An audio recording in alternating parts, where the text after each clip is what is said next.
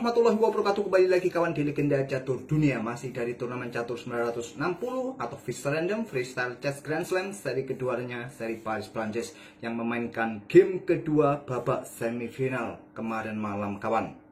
Ya, seperti yang kalian ketahui, Magnus Carlsen, lagi-lagi Magnus Carlsen, tebakan admin benar, Magnus Carlsen akan berjumpa dengan Hikaru Nakamura di final kawan. Setelah Magnus mengalahkan Fabi pada game kedua dan Nakamura mengalahkan Vincent Kemmer.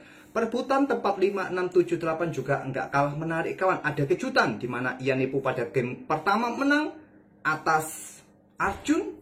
Pada game kedua kemarin malam Arjun membalas dan sekaligus mengalahkan Ianipo dalam permainan tiebreaks. Begitu juga dengan MVL, membalas Abdus Satrov pada game kedua dan sekaligus mengalahkan Abdus Satrov di tambahan atau di tiebreaks kawan. Nanti di perebutan tempat 5-6 MVL akan bertarung dengan Arjun Erigaisi. Perebutan tempat 7-8 ada Abdus Satrov versus Ianipo Niaci. Dua kali Ianipo kalah dalam permainan tiebreaks kawan. Dan game yang akan kita ulas ini bukan gamenya Nakamura. Saya pilih permainan Ianipo pada game kedua menghadapi Arjun Erigaisi, di mana Arjun pegang putih. Nomor acakannya ada nomor 4 kawan, dan ada satu pion lemah juga di peta E2. Raja diapit 2 benteng. Di sini Arjun mengawali dengan pion C4. Sama dengan pembukaannya Magnus Carlsen dengan pion C4, di copy paste oleh Ianipo dengan pion C5.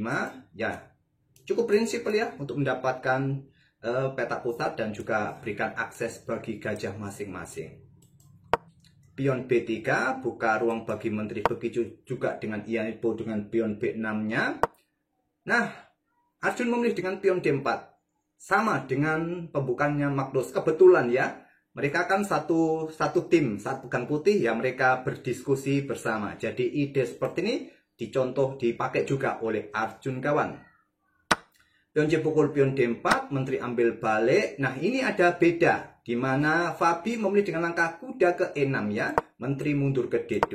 Tapi Ianipo memilih dengan kuda F6 terlebih dahulu. Jadi kuda E3 dilanjutkan Arjun, ada kuda C6 serang menteri. Kenapa tanda kuning kawan? Kenapa? Kenapa nggak ke peta E6? Ya, peta terkuat buat kuda. Agar diagonal ini tetap terbuka kawan. Bedanya di situ. Kuda C6 mungkin dibawa ke peta B4 kah? Nanti juga manuver ya. Bedanya juga di situ kawan. Nanti posisi kuda juga menentukan langkah berikutnya, target peta yang ingin dicapai. Jadi kuda C6 pilihan dari Ianipo Niaci. Menteri D2, ada pion E6, kuda F3 lanjut Arjun, ada kuda E5 menantang pertukaran, ditahan dengan gajah B2. Kalian langsung bisa ya caplok di sini skak, ambil balik menggunakan pion E kah kalian suka? 11-12 kalau menurut perhitungan engine lebih kuat dengan menggunakan pion G kawan. Lebih kuat ya, nanti bisa disusul dengan langkah kuda ini menurut engine. Kalaupun ada gajah di sini, nah gajah akan sikat kuda, tentu kalian menghindari itu. Kalian mundur ke peta H5 kah? Ada ide seperti ini juga. Caplok kalau ambil dengan kuda, kuda G4, skakmat satu langkah repot, disusul menteri keluar. Jadi benteng akan geser mungkin ke peta E8. Bisa lanjut dengan gajah E4 dan seterusnya kawan. Dengan langkah seperti ini lebih kuat buat putih. Pion D6 dipilih oleh Ianipo Niaci, perkuat posisi kuda. Arjun langsung rokade panjang. Bisa juga langsung cok-cok di sini kawan, tapi memilih amankan raja dan rokade panjang. Cukup menarik dan gajah B7 pilihan dari Ianipo Niaci. Baru kuda cop, kuda C5, cop. Kemudian ada pion F4, korbankan pion untuk membuka lajur F kawan, dan juga buka diagonal gelap. Ditolak kuda E4 serang menteri, seumpama diterima cop di sini kawan, maka gajah meluncur, cop kuda F6. Kalau menggunakan pion langsung ambil, maka kuda bisa bergerak ke peta G4, ancam di sini. Dan menteri juga nanti siap ke ruang gelap menyusulnya kawan. Mungkin ada gajah E5 kah, pertahankan posisi pion, ya bisa disikat atau benteng-benteng juga segera digeser. Sikat di sini, menteri akan ke peta D6 kah bagusnya? Coba rebut pion di sini. Kalaupun ada tantangan menteri di sini menyelinap ke sini kawan. Kalau tadi setelah pion ini diterima, kuda disikat oleh gajah cop, kalian memilih ambil kuda tempo, menteri bergerak ke peta D4 kawan. Hancurkan pion yang di sini. Pion G6 menurut engine lebih kuat. Kalau kalian memilih dengan pion E5 harapannya jual beli di sini, ya menteri ke sini tetap ya memainkan pion G6. Nah, repot kalian juga ya, tambah hancur lebur. Oke, kembali lagi ke permainan aslinya kawan. Jadi ditolak kuda E4 pilihan Ian Nepo, menteri D8, menteri D8 kawan. Ya, mudahlah kalian cari langkah menteri D8 ini. Bang, ambil saja bang, ambil saja. Ya, tak ambil. Wassalam kalian. Jadi, ada pion G6, buka ruang pergerakan bagi raja. Pion H lebih kuat, apakah satu petak saja, dua petak, kawan. Cuma bedanya di sini bedanya. Putih mungkin akan korbankan menteri untuk melakukan pertukaran dua benteng hitam ini kawan. Raja geser, benteng naik. Itulah pion pukul. Nah, kuda mungkin ada benteng D1 juga opsi kawan untuk ancaman skakmat karena diagonal ini dijaga.